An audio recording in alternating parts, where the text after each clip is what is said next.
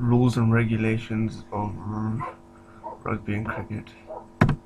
Firstly, is rugby. So, to play rugby, the equipment of rugby player needs basically three things, or mainly two things. So the first one is mouth guard, and rugby boots. Mouth guard is must. It prevents, breakage of teeth and that. So that's good. And boots help you to, help keep you standing up, because sometimes the turf you play on breaks apart easily. The third one is a scrum cap, and that is optional. Basically, people who use scrum caps use it to protect their heads in the scrum, because when they're in a scrum, their heads are rubbing against the opponent's heads and bodies quite a lot.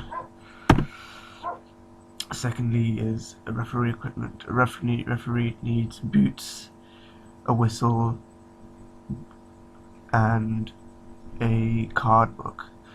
So the boots are basically for the same reason, because there's lots of running in the game. Whistle is to notify when the play has stopped, so that everyone can hear.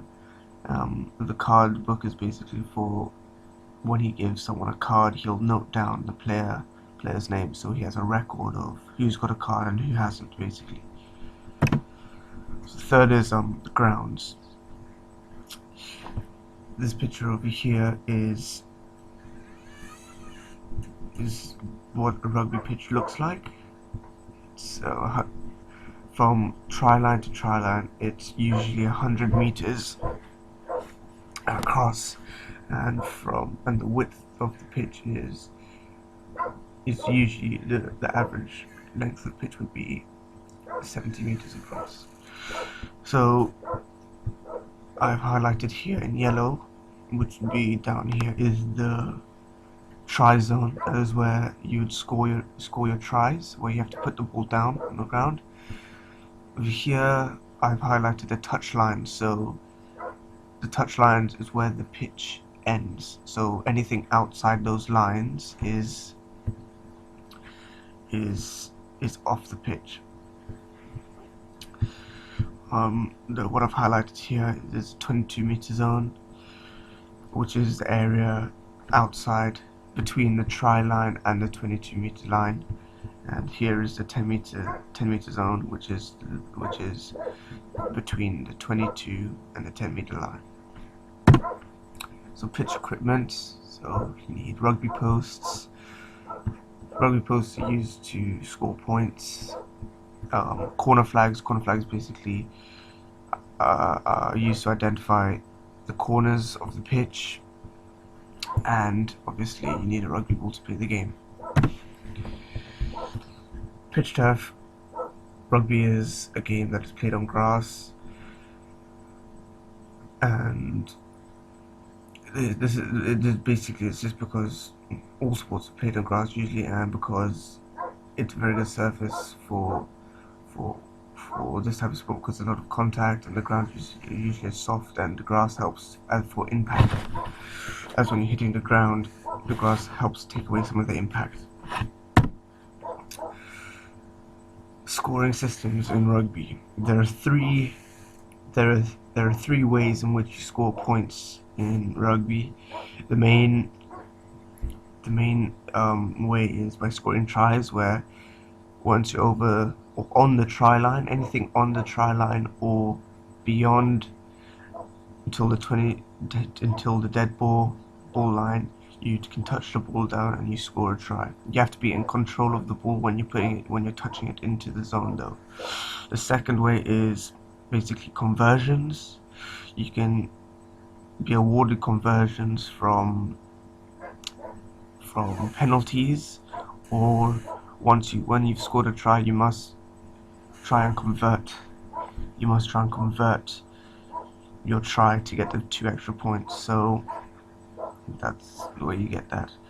And the third way is drop goals. Drop goals are basically a drop kick, and you have to try and kick the ball between the upright posts. They can basically be you don't have to be given them, you can choose to do them whenever you want.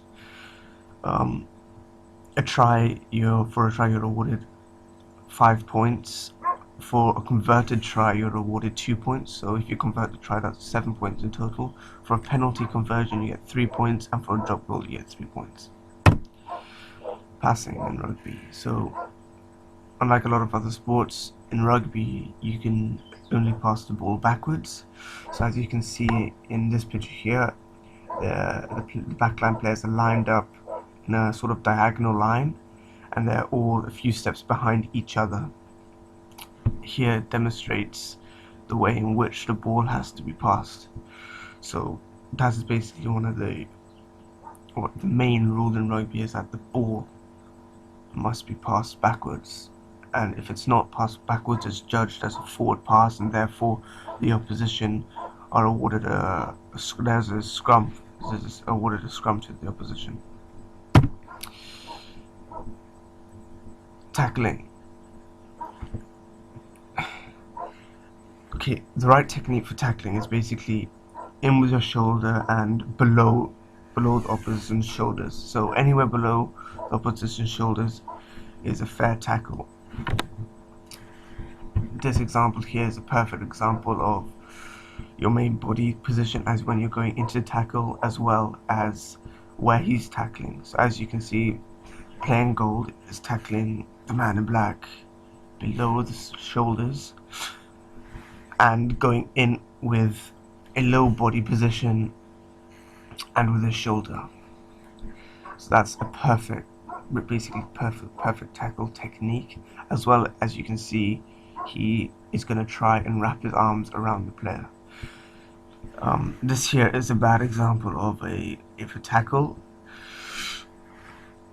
As you can see, the man in white is tackling the man above the shoulders, which is classed as a high tackle.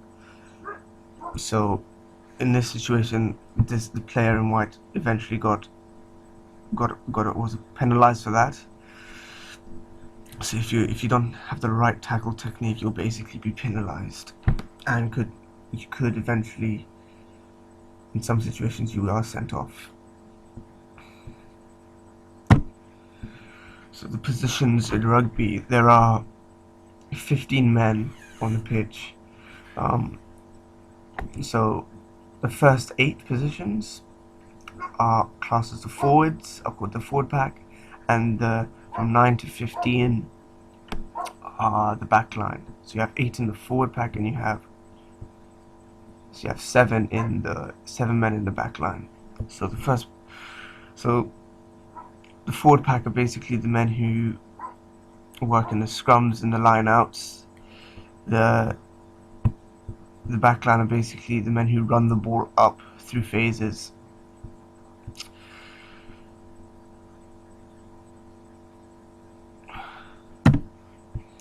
Now for cricket, playing equipment needed in cricket. Basically all these pieces of equipment that a player needs are essential. You're not allowed to play without them. So the obvious one is the bat. The bat is used to basically hit the ball.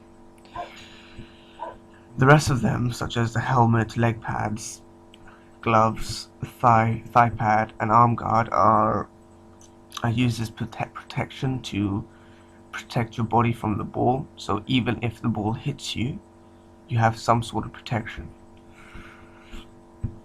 So apart from the bat, all the other ones are essential in rugby and you're in cricket, and you're not allowed to play bat in cricket without these. So the grounds of cricket, so you have an oval shaped pitch with a cricket crease in the middle and a boundary along the edge of the oval circle. Pitch equipment, so this funny looking piece of equipment here is basically, it's called a shield, and it basically helps the batsman to view the ball being bowled. easier. So what it does is it'll be placed outside the boundary over here, and there'll be one placed here and there'll be one placed on the other side of the boundary. So when the bowler is bowling to this batsman here with a red ball, it'll be easier for him to see the red ball with a white background. So it's basically used so it's a much more fair component when coming to batting. Secondly are the wickets, which are placed behind the batsman on the crease, so behind each batsman. So one would be placed there, and three would be placed there, and three would be placed there. The third one is the boundary, and so it is placed all the way along around the end of the pitch to make the semicircular shape of the pitch. And the fourth is obviously the ball, which is you can't play cricket without. Bowling rules. Okay, so this basically is the crease, the bowling crease. You have three main lines at the beginning and end of a crease. So this line here is called the bowling crease. This is called the popping crease or the batting crease, and obviously the wickets are placed on the bowling crease. So the bowling crease is basically the batsmen cannot step over the bowling crease. So when the batsman is bowling, some part of his foot must be behind the bowling piece. It doesn't matter the bowling crease. It doesn't matter if it's an inch, a centimeter, or a millimeter. Some part of his foot has to be behind. So if a whole of his foot is over, then it is classed as a no ball. The popping crease or the batting crease is basically where the batsman takes his stance. So his bat will basically be placed somewhere on this line, and he'll be standing around about where this line is. The first type of bowling is pace bowling. So pace bowling is basically anything from slow, medium to fast bowling. The rule with bowling is that during your action, your arm must be kept straight at all time. So as you can see here, this bowler's arm is straight, and it'll continue around his whole, like a circular action, and he'll have to keep his arm straight. There is a law that states that if his hand is allowed to break 15 degrees, so it's allowed to bend 15 degrees, but anything over 15 degrees is classed as a throw. This is basically the normal grip of when the fast bowler is bowling. So he'll have his index finger, his middle finger on either side of the cricket ball, with the seam in between his two fingers. The second variation of bowling is spin bowling. There are two types of spin bowling. There's leg spin and then there is off spin. The same rule applies with all types of bowling, that your arm must be kept straight as much as possible, but can break to 15 degrees. Anything over 15 degrees would be an illegal ball, a no ball.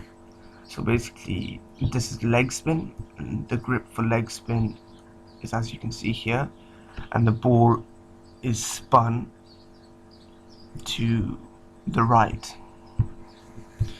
And basically, off spin is basically the opposite, and this is the grip, and this spun to the left. So basically, to a right-handed batsman, this ball would be would spin into the batsman, and this ball will be spun.